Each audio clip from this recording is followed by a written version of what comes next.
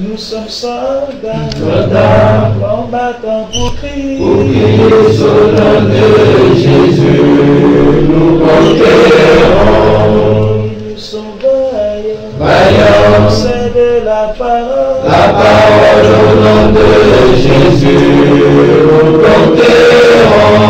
Nous sommes vaillants, Vaillants, cités à dessein. à dessein au nom de Jésus, nous conquérons. Nous sommes vaillants, Vaillants, cités à dessein. à dessein au nom de Jésus, nous conquérons. Quels qu'ils soient les effets, Nous conquérons au nom de Jésus, nous conquérons. quels qu'ils soient les menaces, Nous conquérons au nom de Jésus, nous conquérons. quels qu'ils soient les mensonges, Nous conquérons au nom de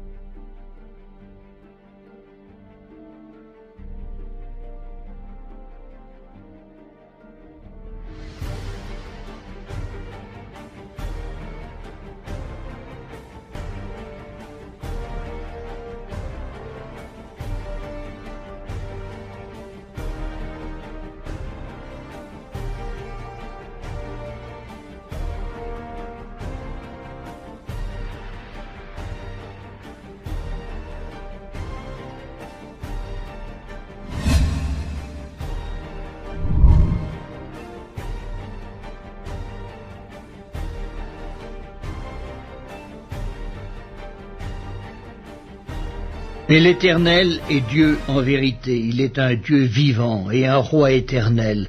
La terre tremble devant sa colère et les nations ne supportent pas sa fureur. Vous leur parlerez ainsi. Les dieux qui n'ont point fait les cieux et la terre disparaîtront de la terre et de dessous les cieux.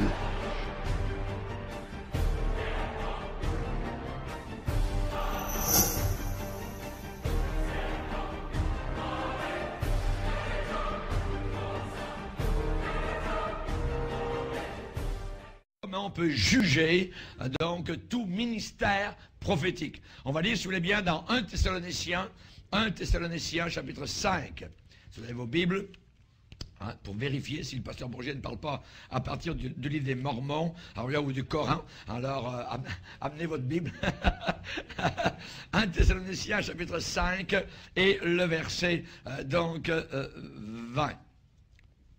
Il a dit, n'éteignez pas l'esprit, ne méprisez pas les prophéties. N'éteignez pas l'esprit, ne méprisez pas les prophéties, mais examinez toutes choses. Retenez ce qui est bon, abstenez-vous de toute espèce de mal. Nous allons parler de ces citations, particulièrement dans la parole de Dieu. Donc, ils vont nous prouver particulièrement les vues opposées, je dirais le contraste qu'il y a entre l'approche du Nouveau Testament par rapport à la prophétie et au ministère prophétique et donc la pensée qu'il y a dans ces mouvements, ces faux mouvements de prophètes d'aujourd'hui. J'aimerais dire tout d'abord que particulièrement que nous avons besoin d'un esprit de réflexion. Et ces mouvements de faux prophètes veulent anéantir en vous toute résistance à la réflexion. On ne veut pas que vous réfléchissiez, on veut que vous gobiez littéralement ce qui est dit, ce qui est fait, sans aucune critique ni rien du tout. Alors que la parole de Dieu nous demande évidemment donc d'examiner toutes choses, de réfléchir, voyez. Et on a dans la parole de Dieu cette tension, je dirais, cet équilibre entre ces deux aspects. N'éteignez pas l'esprit, ne méprisez pas les prophéties, voyez, ça c'est le côté expérimental. Donc il y a des prophéties, voyez, il y a l'Esprit de Dieu qui peut travailler, voyez, c'est le côté expérimental. Mais le deuxième côté du verset, c'est le côté analytique, le côté donc de réflexion. Mais examinez toutes choses. Examinez toutes choses. Ça veut dire éprouver, tester, vérifier et retenez ce qui est bon. Ça veut dire accrochez-vous, hold fast, à ce qui est bon. Le côté analytique. On a aussi un autre passage, voyez, où on parle dans 1 Corinthiens chapitre 14 des dons du Saint-Esprit et de l'exercice des dons de ce Saint-Esprit.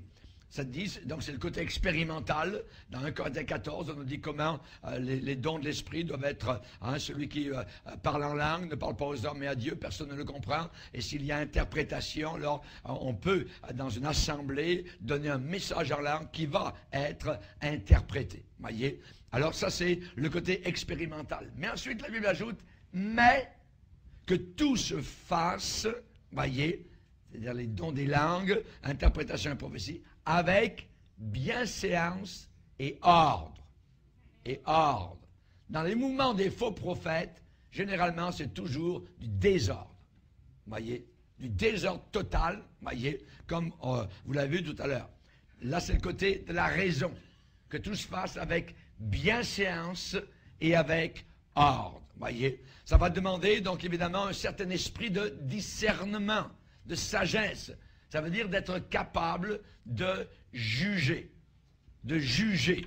Souvent, vous entendez autour de vous, « Oh, il ne faut pas juger, tout ça. » Oui, la Bible dit juger. Jésus a dit même juger selon la justice. Voyez? Donc, on veut enlever dans l'Église tout sentiment de réflexion. Il faut faire, nous, personnellement, la différence des choses. Il faut faire la différence des choses. Ça veut dire qu'il faut que vous ayez dans votre cerveau un différentiel. Amen. Si vous n'avez pas ça sur votre voiture, voyez, vous allez péter le moteur parce que ça ne change jamais de vitesse. Voyez, il faut que vous ayez un différentiel dans la tête. Et les chrétiens aujourd'hui n'ont pas de différentiel. Voyez, ils acceptent tout, le moteur ronfle au coton, tout ça, et puis ça ne change jamais de vitesse. Voyez. Il faut faire la différence des choses. Amen, ça peut vous aider à comprendre une image, vous voyez. On a aussi dans 1 Corinthiens 14, où il est dit que pour ce qui est des prophètes, verset 29, 1 Corinthiens 14, 29, pour ce qui est des prophètes, que 2 ou 3 parlent. Que 2 ou 3 parlent. Dans une réunion, donc, il peut y avoir des prophéties qui sont données. Mais que 2 ou 3 parlent. Pas 4, pas 5. 2 ou 3. C'est-à-dire que c'est dans une réunion, je dirais, à type pentecôtiste, il y a 4 ou 5 prophéties. Vous n'êtes pas en ordre avec la parole du Seigneur. La Bible dit que 2 ou 3 parlent au plus. Ça, c'est donc le côté expérimental. Ensuite, le côté analyse. Que les autres jugent. Que les autres jugent. Que ce qui vient d'être dit, supposément de Dieu, soit jugé par les autres. Voyez? Et si ce n'est pas de Dieu, on va dire, madame, voulez-vous vous taire? Ce n'est pas de Dieu. S'il vous plaît, vous n'êtes pas dans l'ordre. Hein? Taisez-vous. On sait qu'il y a des chrétiens parfois qui ne s'aiment pas, qui se haïssent, puis ils se lancent des prophéties l'un à l'autre, vous voyez, toutes sortes de choses. Ça, c'est pas bon du tout, du tout. Vous voyez, que les autres jugent. Mais pour juger, il faut avoir la maturité spirituelle. Vous voyez, il faut savoir ce qui est dit. Donc, l'analyse, cet esprit de réflexion que l'Église doit avoir, que les chrétiens doivent avoir, actuellement, cet esprit de réflexion est étouffé, étranglé à mort par la corde de la pendaison de ces prophètes, de ces bourreaux, ces mercenaires, ces légionnaires du diable, voyez, qui sont remplis d'arrogance, remplis d'audace, sont des manipulateurs, des tortionnaires, et ces nouveaux prophètes sont remplis d'assurance. La Bible dit, c'est pas étonnant parce que Satan se déguise en apôtre, se déguise en ange de lumière, et c'est pas étonnant que les apôtres du diable se déguisent en apôtres de Christ. En apôtres de Christ, voyez. Les ouvriers du diable sont déguisés en apôtres de Christ. Savez-vous que le pape est un ouvrier du diable? Le pape est un ouvrier de Satan, littéralement, voyez. Et beaucoup de prêtres, ainsi de suite, et vous voyez les effets, vous les reconnaîtrez à leurs fruits, les faux prophètes. Jésus l'a déclaré, voyez. Hein? Et ces nouveaux prophètes, qui sont même à l'intérieur du corps de Christ, ont un mantra qui est constant et qui dit à peu près ça. C'est que Dieu est plus grand que sa parole. Donc, oubliez la parole de Dieu, et là, c'est la prophétie, ce que je viens de vous dire, ça c'est de Dieu, donc oubliez le reste, voyez. D'autres ont dit, Dieu offense nos pensées pour qu'il puisse atteindre nos cœurs. C'est beau, ça. Voyez. Voyez. D'autres ont dit, des faux prophètes, la plupart des chrétiens ont plus de foi dans la capacité de Satan à nous séduire que dans la capacité de Dieu à nous bénir. Hey, c'est fin, ça, comme idée. Voyez. Mais c'est faux. C'est que Satan a la capacité de nous séduire et Dieu veut nous bénir, justement, en révélant les œuvres de Satan, en dévoilant, en donnant le coup de pied sur la pierre pour que les fourmis soient en plein soleil. Amen. Gloire au Seigneur. Donc évidemment, l'effet de ces pensées qui nous sont lancées régulièrement, ce beat constant, c'est de désarmer la capacité du chrétien de prendre de sérieux jugements critiques dont on a tellement besoin aujourd'hui. Dont on a tellement besoin aujourd'hui. Vous voyez? Si vous avez un gars qui vous arrive, là, puis il vous fait asseoir en avant, puis il vous dit, monsieur, vous ne le saviez pas, vous aviez une jambe plus courte que l'autre. Ah ouais? Ben oui, Dieu m'a montré qu'il va vous guérir au nom de Jésus, puis il prend la jambe. Oh non, c'est trop long, recule un peu. On a déjà entendu ça, vous voyez? Mais des folies, les chrétiens, mais ils croient ça. Et les chrétiens, c'est merveilleux, tout ça, puis c'est la folie, c'est la folie. Vous bougez un peu d'un côté ou de l'autre, ouais, certainement votre soulier va dépasser l'autre. Il suffit de bouger un peu. Mais les gens croient ça. Les chrétiens sont crédules, avalent n'importe quoi. N'importe quoi. Aujourd'hui, on veut désarmer les chrétiens. Dans leur capacité, je répète, de porter de sérieux jugements critiques. Et on a besoin beaucoup de cela aujourd'hui. Gardez-vous des faux prophètes. Ils viennent à vous en vêtements de brebis.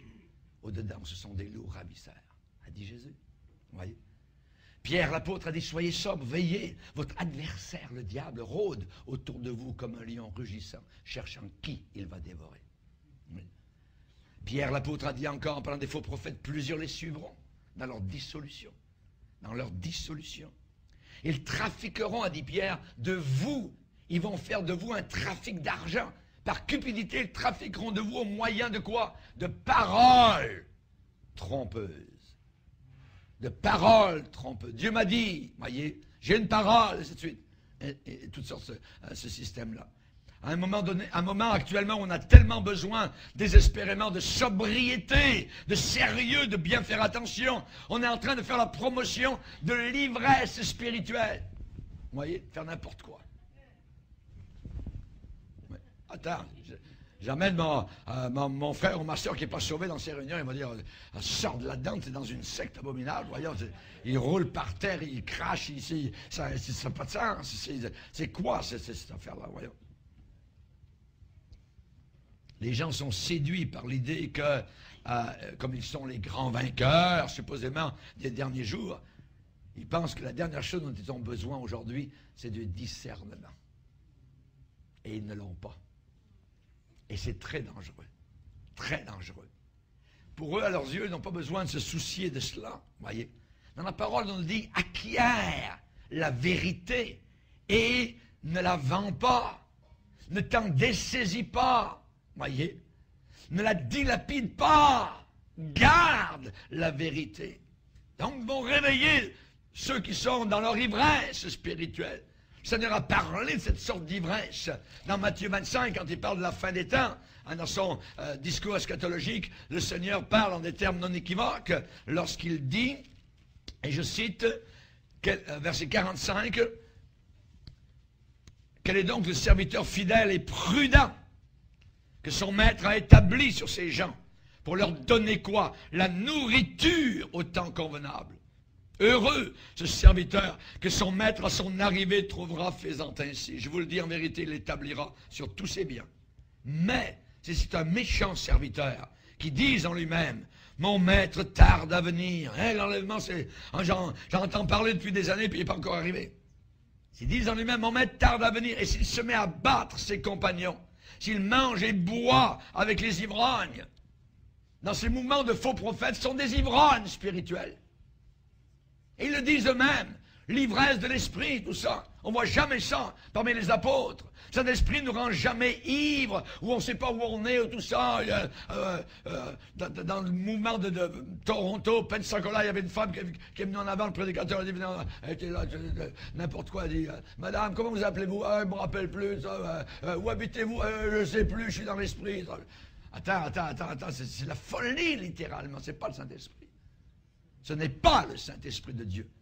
La Bible dit, Dieu ne nous a pas donné un esprit donc de folie, mais un esprit équilibré. Voyez? Un esprit de sagesse. Hallelujah. Ne t'en dessaisis pas. Rachetons le temps car les jours sont mauvais. Jésus a parlé de loup ravisseur. Nous voyons Paul qui a parlé de loup cruel. De loup cruel. Voyez? J'aimerais dire qu'on peut juger tout ministère prophétique. N'éteignez pas l'esprit, ne méprisez pas les prophéties, mais examinez toutes choses, retenez ce qui est bon. Retenez ce qui est bon. Les dons de Saint-Esprit, ce n'est pas un problème, voyez, c'est l'abus. C'est l'abus que les gens en font, voyez. Et nous luttons contre ces abus. Nous luttons contre cela, voyez. Les réactions, les peurs, les craintes, ce n'est pas un problème non plus. Parce que pour ceux qui savent discerner, c'est une affaire simple. C'est une affaire simplement de loyauté envers Dieu et sa parole. Pas plus que ça, voyez. Et évidemment, si nous réagissons contre les excès, contre les dérèglements, alors évidemment on est étiqueté comme étant des gens religieux, des gens réactionnaires, des gens même incrédules. Vous ne croyez pas à l'Esprit de Dieu. C'est dangereux, vous pouvez commettre le péché contre le Saint-Esprit. Voyez. Mais ce genre de péché contre le Saint-Esprit, moi je l'ai commis ça fait longtemps. Parce que je m'en fous complètement, parce que ce n'est pas le Saint-Esprit. Ce n'est pas l'œuvre du Saint-Esprit. Jésus a dit, il s'élèvera de faux Christ et de faux prophètes. Ils feront de grands prodiges et des grands miracles au point de séduire, si possible, même les élus. Dans une banque, quand on veut qu'une caissière discerne entre des faux billets de banque et des vrais, on leur fait passer une semaine environ à trier des billets. Et durant les premiers jours de la semaine, ce qu'on leur fait passer entre les doigts, c'est des vrais billets. Et toute la journée, ils passent entre leurs doigts des vrais billets de banque. Les caissières sont habituées à la texture, au toucher, voyez, sont imprégnées de la manière que fait le vrai billet de banque. Et ensuite, à la fin de leur cours, ils passent entre leurs mains des faux et des vrais. Oh! ils ont tellement été habitués aux vrais billets de banque qu'ils sont capables de discerner les faux billets de banque. Et nous ne discernerons pas toutes les erreurs parce qu'il y en a, c'est rempli des milliers d'erreurs, de faux prophètes, de ceci, de cela. Mais nous, notre devoir est d'être attachés à la parole, de passer et de repasser la parole de Dieu dans notre cœur, comme Marie qui repassait ces choses dans son cœur, comme le prophète Jérémie qui a dit « J'ai recueilli tes paroles, elles ont fait la joie, l'allégresse de mon cœur. Heureux l'homme qui ne marche pas selon le conseil des méchants, mais qui trouve son plaisir dans la loi de l'Éternel et qui la médite jour et nuit. » Voyez, tellement habitué à la vraie chose que lorsque quelqu'un vous arrive avec une chose qui est fausse, non. Il y a une lumière jaune qui s'allume dans votre esprit. Amen. Et vous dites, oh, attention. Attention. Vous êtes tellement habitué à la vérité. C'est ce livre qu'il faut serrer dans votre cœur. Je serre ta parole dans mon cœur afin de ne pas pécher contre toi. Amen. Alléluia. Gloire au Seigneur. Chers amis, quand on croit à Jésus-Christ, on prend au sérieux son avertissement. Il s'élèvera de faux Christ et de faux prophètes. Voyez. Il a dit des faux Christ. Il n'a pas dit des faux Jésus. Des faux Christ. Christ, ça veut dire oint. Oint. Donc on parle ici, voyez, d'une onction.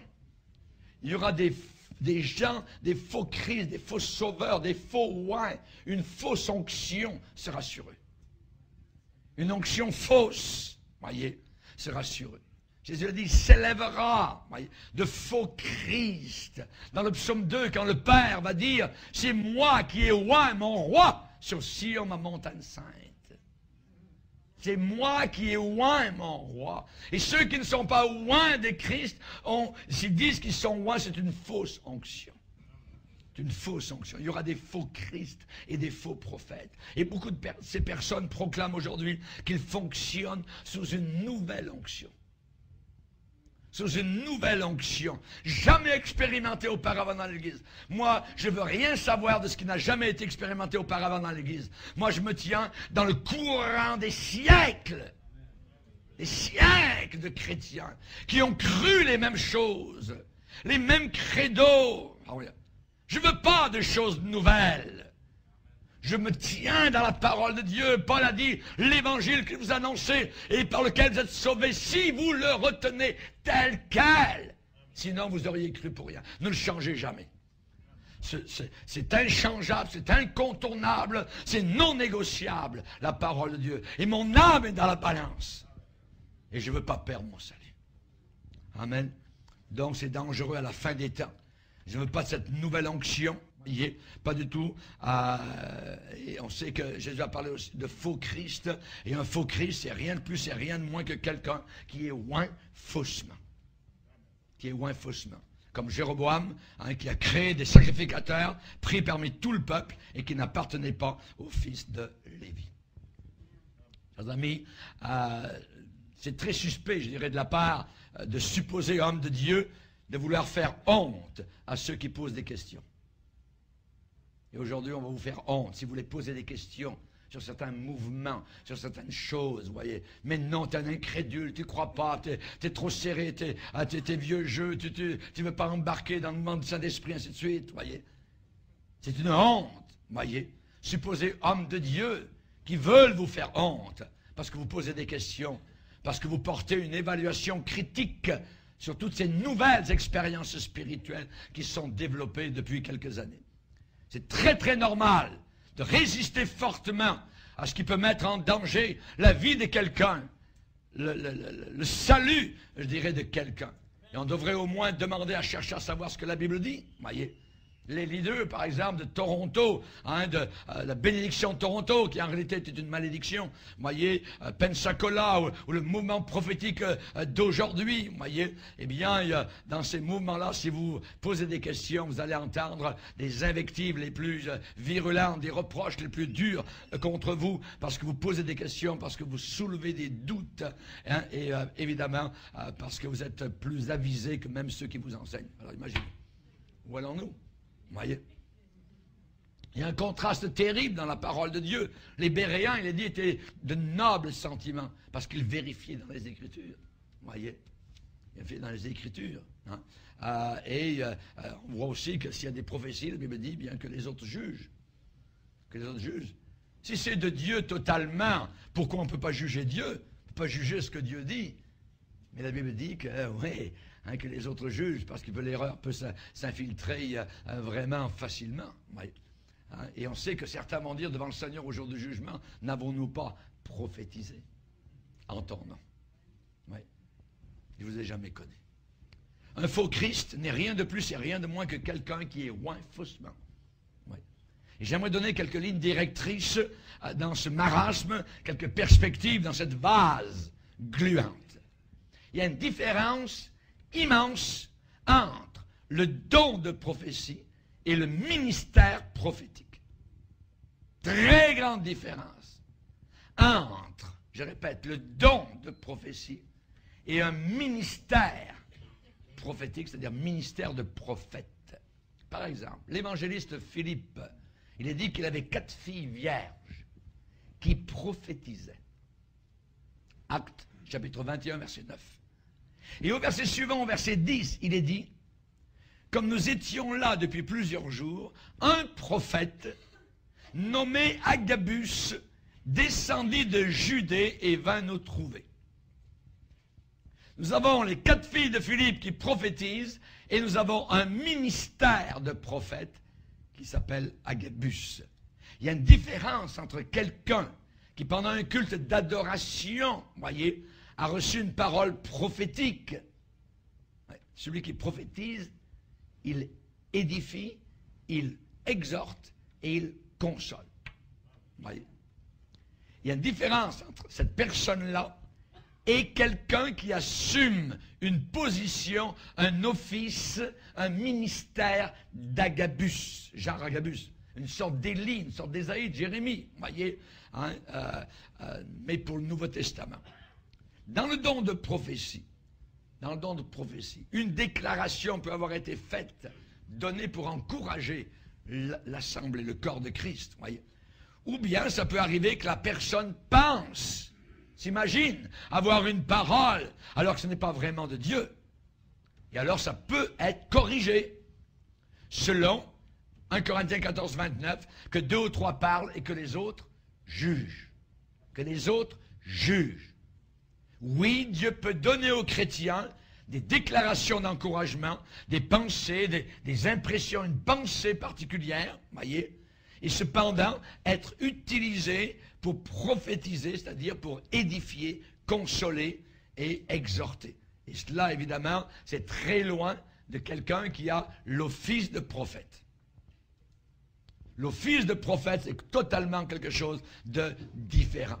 C'est très loin d'assumer, de jouer le rôle de prophète, du Dieu vivant, de se donner, s'attribuer l'office donc de prophète de Dieu. Si quelqu'un a le don de prophétie, voyez, et donc qui donne à cette prophétie, après une interprétation en langue, par exemple, pour l'encouragement donc de l'assemblée locale. Il n'y a pas de problème avec ça, on a beaucoup besoin donc de cela. Mais, si par exemple je méprise un ministère de prophète que Dieu a envoyé, c'est très sérieux.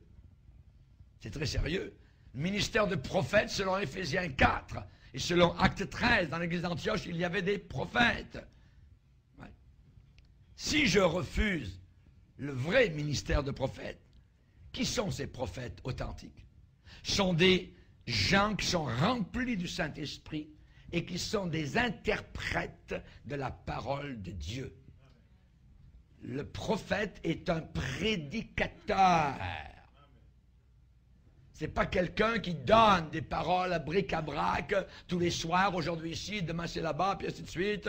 Et puis Madame une telle prend le micro, puis tata, puis il y a ici quelqu'un qui a mal, tata. On ne voit jamais ça dans la parole de Dieu. C'est très dangereux parce que ça touche le côté divination. C'est très dangereux, voyez. Les vrais prophètes de Dieu, l'office de prophète, sont des prédicateurs, qui sont des interprètes de la parole de Dieu. Pourquoi faire? Pour encourager le peuple à rester fidèle à Dieu, pour les avertir, pour les réconforter, pour les édifier. Jésus a dit, celui qui reçoit un prophète en qualité de prophète aura une récompense de prophète. Mais on parle ici des vrais. Vous voyez? Des vrais, des porte-paroles de Dieu. Ils apportent la parole de Dieu. Ils expliquent la parole du Seigneur. Ça, c'est les vrais prophètes de Dieu. Pas des gens qui donnent des paroles d'un côté et d'autre. Hein. Prophète un tel s'en vient, ainsi de suite. Non, non, non, non. Ces gens-là, ils combattent la tiédeur. Ils combattent la mondanité dans l'Église. Évidemment, c'est une chose nettement plus sérieuse de vous proclamer prophète que d'être utilisé par le Saint-Esprit pour donner une parole d'encouragement dans le culte de l'Assemblée. Les gens qui donnent une parole d'encouragement par l'esprit de prophétie dans l'Assemblée, ce ne sont pas des prophètes, ni des prophétesses. Ce sont des chrétiens qui donnent une parole de prophétie d'encouragement. Le prophète, c'est une sorte de pasteur, voyez, d'éducateur, d'enseignant qui apporte la parole du Seigneur. C'est complètement différent, voyez. Quand, par exemple, Kenneth Hagin a donné son message, un jour il a donné un message, c'était comment écrire votre propre ticket avec Dieu. How to write your home ticket with God, voyez. Il n'a pas dit qu'il avait trouvé cet enseignement dans les Écritures. S'il l'avait dit, on pourrait débattre son message. Et on aurait pu penser, eh bien, il est sincère, mais je ne suis pas d'accord avec son interprétation des Écritures. Voyez? Mais nous n'avons même pas cette option. Parce que M. Kenneth Hagin a dit, Jésus-Christ lui-même m'est apparu et m'a enseigné cela. Alors maintenant, ce n'est plus une question d'interprétation. Hagin, qui s'est autoproclamé prophète de Dieu, il présente cela comme étant une révélation directement de Jésus-Christ en personne. Alors, qu'arrive-t-il, les croyants? Comment on réagit devant ça? Quand quelqu'un vous dit, c'est Dieu qui m'a parlé, et je vous dis ça, comment, nous qui craignons Dieu, voyez, eh bien, on est forcé de décider. Si je crois que c'est Jésus-Christ qui lui a dit cela, alors je suis lié à vivre avec ça. Il faut que je vive avec ça, à croire tout ça.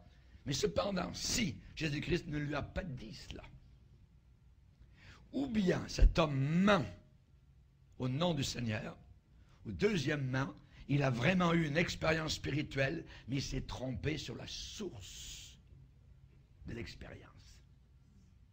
La source. Si c'est vrai, quel esprit est apparu à Hagin pour l'enseigner? Vous voyez? Quel est cet esprit qui s'est dit être Jésus-Christ? Si vous avez quelqu'un qui vous apparaît dans votre chambre, dans le coin de votre chambre, voyez, c'est un ange, dites-lui, montre-moi tes mains. Montre-moi tes mains, voyez. Parce que les démons se montrent aussi. Et ils se font passer pour des anges. Même il peut prendre un corps, une voix de femme, une figure de femme. Le diable l'a fait avec Bernadette Soubirous à Lourdes. C'est un démon qui est apparu à Bernadette Soubirous pour voler l'adoration qui revient à Jésus-Christ pour le donner à ce démon-là, qui s'appelle Marie.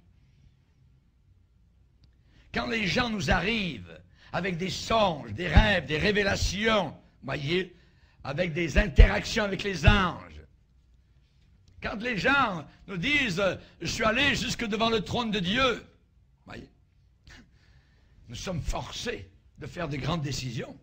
Ou bien elles sont on, ou bien elles sont off. Ou bien elles sont de Dieu, ou bien elles sont du diable. Pas compliqué. Il n'y a pas de lieu médian. Et cela va aussi avec les prédictions. Quand les prophètes du Nouveau Testament faisaient des prédictions, elles s'accomplissaient toutes. Toutes. Notez bien, c'est pas à peu près. Si quelqu'un vous parle au nom de Dieu, vous prophétisez au nom de Dieu, et que la chose n'arrive pas, c'est un faux prophète. Dans le Nouveau Testament, quand les prophètes, l'office de prophète, voyez, était en fonction, ce qu'il disait s'accomplissait toujours. Exemple, Agabus. Un jour, il a prédit qu'il y aurait une famine très grande sur toute la terre. Et la Bible ajoute, elle arriva, en effet, sous l'empereur Claude. Et encore dans Acte 20, Agabus a été utilisé de Dieu pour avertir Paul d'un complot des Juifs à Jérusalem, là où il se rendait.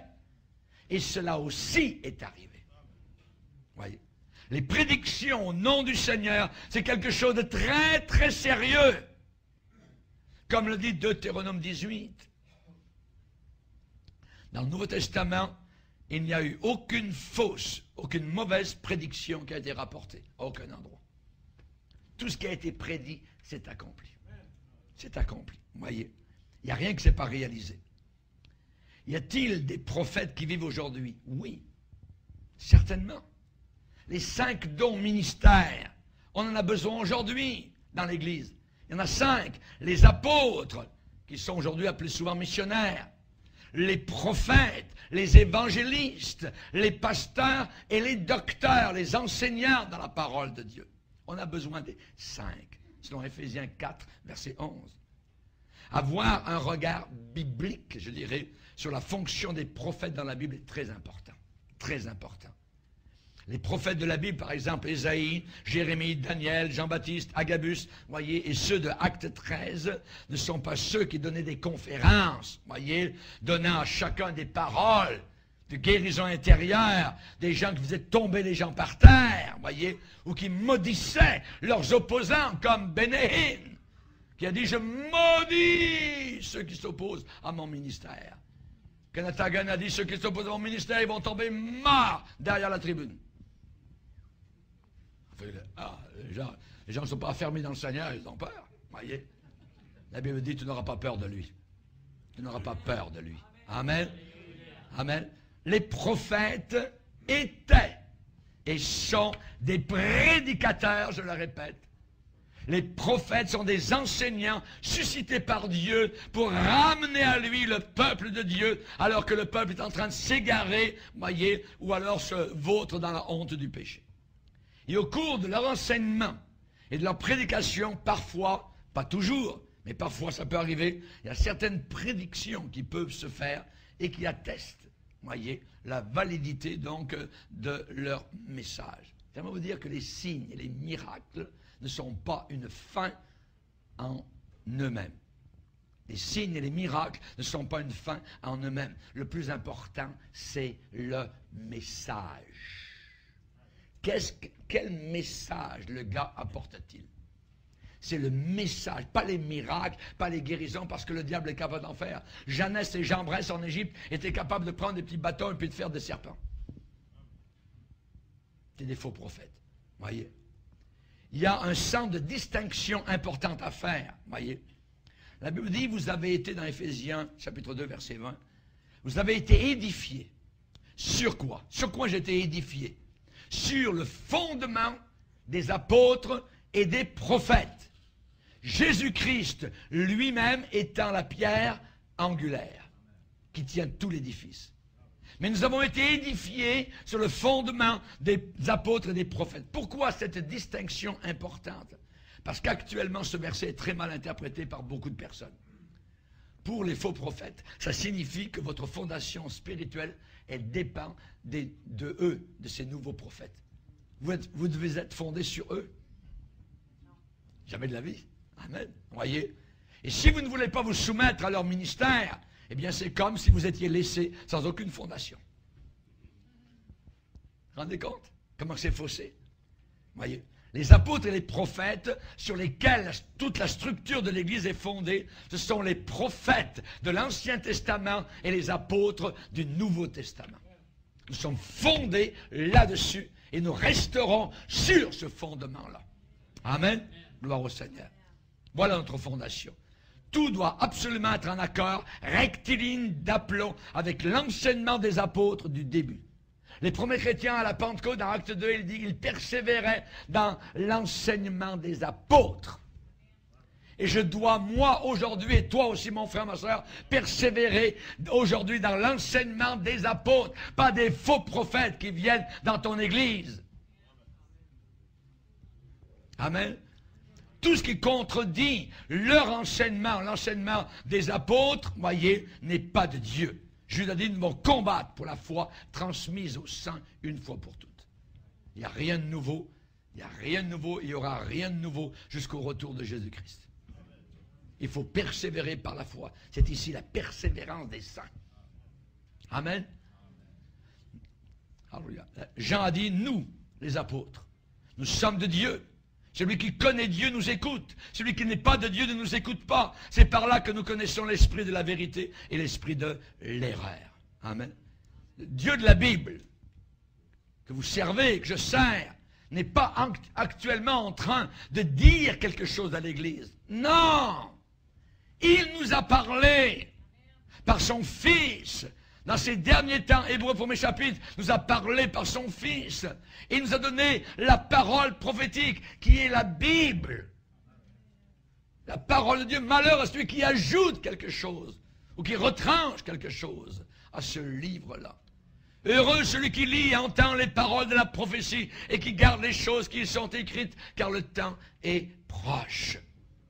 Rendez compte quand Pierre, Jacques et Jean étaient sur la montagne de transfiguration, que Jésus était transfiguré dans sa gloire, ils l'ont vu glorieux, avec des vêtements éclaboussants comme la lumière de 1000 soleils.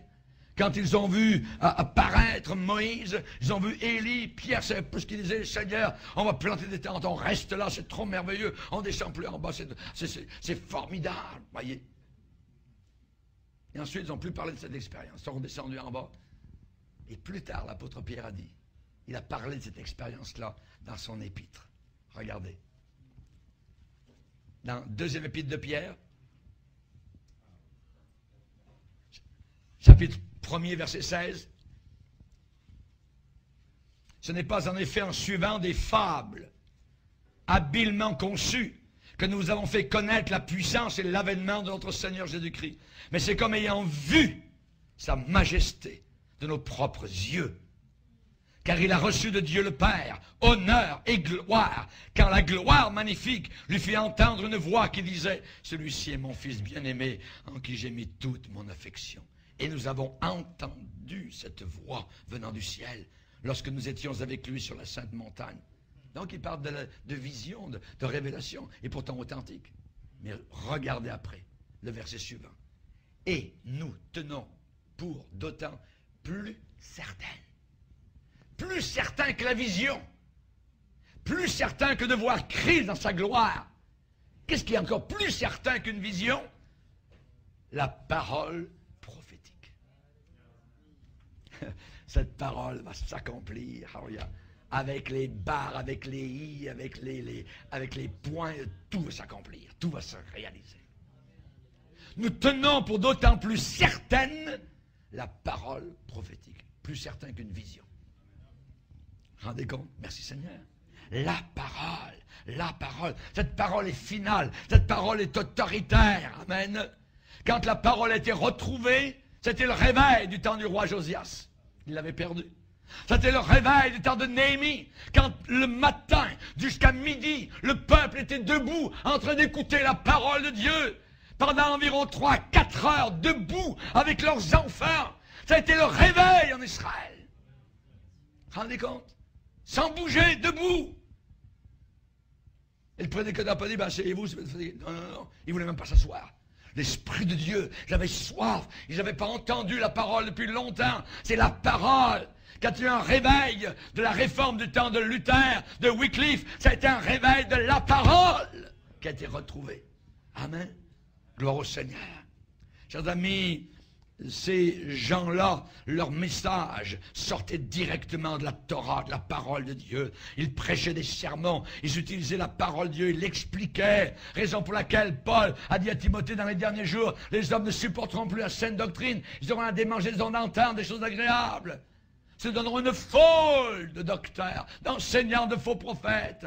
Ils détourneront l'oreille de la vérité, se tourneront vers des fables, des histoires à dormir debout. Toi, prêche la parole. Prêche la parole. Amen. Prêche la parole. Il y a eu des faux prophètes. Il y aura parmi vous des faux docteurs, des faux prophètes.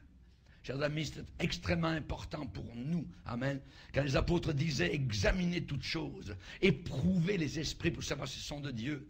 L'homme spirituel juge de tout. La parole de Dieu juge les sentiments et les pensées des cœurs. Les Béréens examinaient chaque jour les Écritures. Oui. Chers amis, il y a 2 tests pour les prophètes. 2 tests. Il y en a un qui se trouve dans Deutéronome 18. C'est le plus simple des 2 et le plus direct. Dans Deutéronome 18, verset 22, « Quand ce que dira le prophète n'aura pas lieu, il n'arrivera pas. » ce sera une parole que l'Éternel n'aura pas dite. C'est par audace que c'est par audace que le prophète leur a dite, n'aie pas peur de lui. Ça veut dire par audace, par présomption, par orgueil, par prétention, par témérité, par vanité. C'est très simple. Les prophètes de Dieu authentiques leurs paroles sont à 100% exactes, justes, précises et fidèles à la parole de Dieu. Ça, c'est les vrais. Que celui qui a entendu ma parole rapporte fidèlement ma parole. Pourquoi mêler la paille au froment? Dieu veut que son troupeau soit capable de dire tout de suite qui est de Dieu et qui ne l'est pas. Le Seigneur ne nous donne pas ici un test difficile, confus, ambigu, on ne sait pas trop, énigmatique. Voyez, non. Ce n'est pas obscur ni sibyllin. Pas du tout. Voyez, non. Certains m'ont dit, mais la personne semble aimer Jésus. Ah, aimer Jésus, vous voyez. J'aimerais vous dire que cela peut être très facilement imité. Aimer Jésus, cela peut être très facilement imité, faussé et truqué. Sur TBN, Paul Crouch et sa femme Jane ont interviewé un prophète qui s'appelait John Hinkle. H-I-N-C-K-L-E. Il a prédit en 1994 que le 9 juin, cette année-là, tout le mal et la méchanceté seraient effacés et ôtés de la terre. C'est mot exact. All evil will be ripped off of the earth.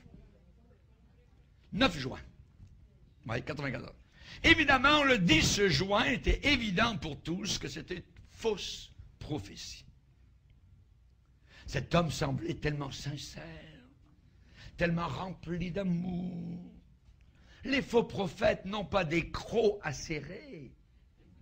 Oui, non. Les faux prophètes ne portent pas des capes noires très longues. Voyez. Non. Ils sont déguisés en apôtres de Christ. Ils sont déguisés en brebis. Il faut lever la peau. Et ça sent le loup. Oui. Et ça sent le loup. Beaucoup de personnes ont été séduites, désillusionnées. Certaines personnes ont même perdu leur foi. Pourquoi? Parce qu'ils ont toléré des faux prophètes. Ils ont enduré, ils ont excusé des faux prophètes. Ils ont voulu être larges d'esprit, indulgents. On n'a pas voulu être étroit, intolérant, ni intransigeant. Ah oui. De temps en temps, on met la cassette. Le jour où le prophète est venu, même ça fait 5 ans qu'il est venu, mais on va s'encourager. On est lié. La personne est liée exactement comme quelqu'un est lié par la parole d'une cartomancienne ou d'une sorcière qui vient de vous lire les lignes de la main.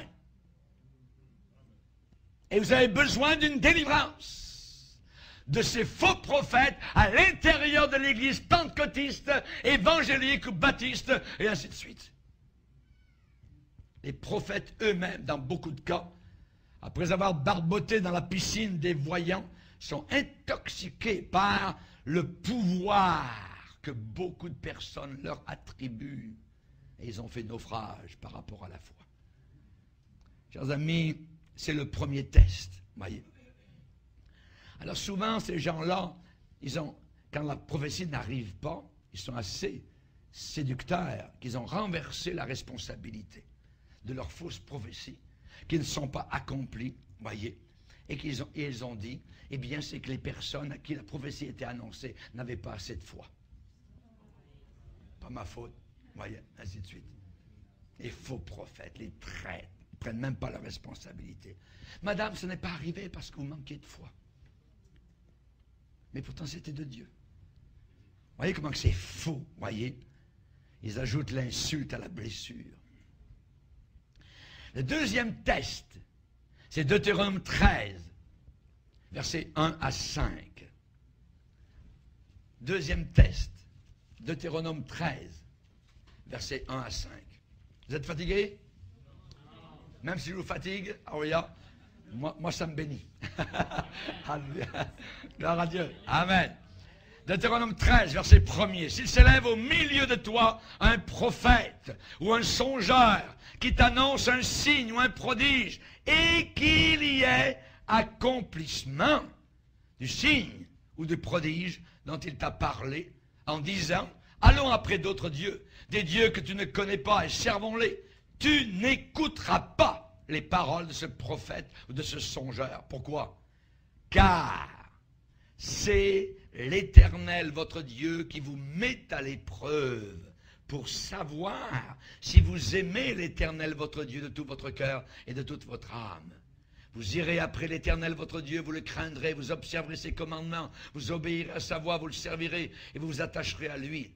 Ce prophète ou ce songeur sera puni de mort, car il a parlé de révolte contre l'Éternel, votre Dieu, qui vous a fait sortir du pays d'Égypte. Amen.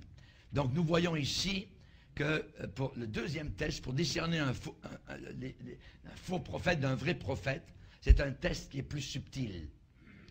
C'est un test qui possède une différence. Supposez que vous avez un prophète dont les prédictions arrivent. Dont les prédictions arrivent, voyez, et se réalisent. Et ces paroles données aux gens semblent, je dis bien exactes et précises. Et il semble même avoir, posséder la puissance de guérir les malades. Et les gens obtiennent des résultats. Il semble que les gens sont secourus. Voyez. Pouvons-nous, question, pouvons-nous assumer automatiquement que tout est bien? Pas toujours. Pas toujours. Pas nécessairement.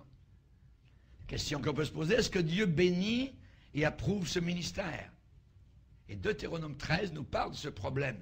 S'il s'élève du milieu de toi un prophète ou un songeur, un dreamer of dreams, un rêveur, voyez. Aujourd'hui, on a des églises qui s'appellent des Dream Centers, voyez, des centres de rêve. Voyez. Ils sont partis là-dessus. Très dangereux. Moi, je vais dans la réalité. Il est évident que très peu de faux prophètes entrent dans une église chrétienne et annoncent « Hey, les chrétiens, allons après d'autres dieux ». Non, ils ne disent pas. Ils ne disent pas. Voyez, servons-les. Je suis convaincu que la plupart des faux prophètes ne savent même pas qu'ils conduisent les gens après d'autres dieux. Ils ne savent même pas bien souvent qu'ils sont en réalité de faux prophètes. Et c'est encore plus terrible. Il y a un principe dans Deutéronome 13 à faire bien attention. C'est quand on cherche à déterminer la validité d'un ministère pour y souscrire, pour l'appuyer, pour l'approuver. Et dans ce cas, par rapport aux prophètes, vous ne devez pas regarder vers les prodiges, vers les miracles et les résultats. Jamais. Ne regardez jamais là. Voyez. Il ne faut pas fermer les yeux sur quelque chose de plus important, le message. Qu'est-ce qu'il enseigne? Quel est l'enseignement? Est-ce que Jésus est élevé? Est-ce que la croix est élevée? Est-ce que le péché est dénoncé? Voyez. Donc, il faut se rappeler que les guérisons, miracles, prédictions et d'autres résultats d'un soi-disant ministère ne sont, je dirais, pas l'attestation du message. Le message. On a prophétisé, je ne vous ai jamais connu. Je vous ai jamais connu. On a fait des miracles. On a chassé des démons. Je ne vous ai jamais connu. Donc on voit que ce n'est pas là qu'il faut regarder. C'est le message. C'est le message, voyez, qui est très important. Et aujourd'hui, l'emphase dans l'église chrétienne, c'est quoi? Vous aurez des miracles, venez! Voyez? Beaucoup, l'emphase est sur le sensationnalisme, voyez? Les miracles spectaculaires et des promesses. On vous promet des miracles. On vous promet des miracles. Deutéronome 13 devrait nous alerter au fait que parfois Dieu va permettre aux faux prophètes de se lever et sembleront que la marchandise est livrée. C'est très dangereux, mais c'est Dieu qui est en train de tester et d'éprouver son propre peuple. C'est l'Éternel qui vous met à l'épreuve pour savoir si vous allez souscrire à cela, croire à cela. Oui. C'est un test que Dieu, parce que Dieu demande de nous éloigner, voyez, pour savoir si on aime l'Éternel. Aimez Dieu, voyez. Comment savez-vous que vous aimez vraiment Dieu? « Ah, il aime le Seigneur. Ah, elle aime le Seigneur. » Ça ne veut rien dire. Jésus a dit, aux yeux de Dieu, l'amour est traduit par fidélité, intégrité, loyauté. C'est ça l'amour. Si vous m'aimez, gardez mes commandements. Gardez mes commandements. Ah, mais je ressens ça, les frissons, ça. Ah, mes cheveux, on dirait qu'ils sont tous en l'air. Dieu doit être là. Non, ça ne veut rien dire. Ouais. Ça ne veut rien dire. Dans Jean 14, Jésus a dit, celui qui a mes commandements et qui les garde, c'est celui qui m'aime. Amen. Parce que tu as peu de puissance, tu as gardé ma parole, j'ai mis devant toi une porte ouverte que personne ne peut fermer. J'aimerais vous parler d'un homme qui était un faux prophète. C'est un exemple assez flagrant, c'est pour ça que je vais le prendre. C'est William Branham. Peut-être certains connaissent les Branhamistes. Comme aujourd'hui, comme à l'époque de William Branham, on minimise actuellement les enseignements des nouveaux prophètes et on maximise leurs prétendus miracles et prodiges. Nous avons tellement le cœur ouvert aujourd'hui, on est tellement large, tellement tolérant et généreux, que même quand un prophète fait une prédiction inadéquate, inexacte, infidèle, incorrecte, voyez, ou alors que la personne apporte un enseignement qui ne tient pas la route par rapport à la Bible, voyez, qui ne concorde pas du tout avec la parole de Dieu, nous reconnaissons que, parfois, il peut être en dehors de la canche, mais son cœur est à la bonne place, et Dieu semble approuver parce qu'il possède la puissance. Il y a des malades qui sont guéris. Les pentecôtistes, les évangéliques, les charismatiques, semblent aujourd'hui contourner cela continuellement. J'ai été pasteur pentecôtiste et j'ai vu dans le monde pentecôtiste des erreurs depuis 40 ans. Et les pentecôtistes, officiellement, ne reconnaissent jamais leurs erreurs. Jamais. Ils sont dans des mouvements faux, ils rentrent à fond, 100 000 à l'heure, ils en ressortent, et jamais ils vont dire on se repent devant le Seigneur. Jamais. William Branham est un exemple très clair de test de Deutéronome 13. Il y avait beaucoup de guérisons dans les milieux pentecôtistes dans les années 40 et 50. Il y avait seulement un problème avec M. William Branham, c'est son enseignement. Son enseignement. Et j'ai parlé tout à l'heure que le plus important, ce n'est pas les miracles, c'est l'enseignement. Alors, les pasteurs pentecôtistes, comme il y avait beaucoup de miracles, son ministère l'ont invité. Mais ils lui ont demandé une chose, il ne faudrait pas que tu enseignes. On l'a découragé d'enseigner. On lui a dit, tiens-toi-en aux miracles, aux signes, aux prodiges, aux guérisons, aux supposées paroles de connaissance, mais tais-toi sur ce que tu crois. Pourquoi? Pourquoi ils ont dit ça? Parce que dès que M. Branham commençait à partager ce qu'il croyait, les gens étaient très, très nerveux. Cet homme croyait des hérésies. Cet homme enseignait des hérésies. Par exemple, il croyait à l'hérésie de la semence du serpent. La semence du serpent, ce monsieur croyait qu'à la chute, Ève avait eu des relations sexuelles avec Lucifer. Et ainsi, le blâme tombait sur la femme. Voyez. Et de cette union illicite avec Satan est né Caïn. Et au travers de la descendance de Caïn sont venus les méchants qui sont avec nous aujourd'hui. Voilà ce qu'enseignait cet homme.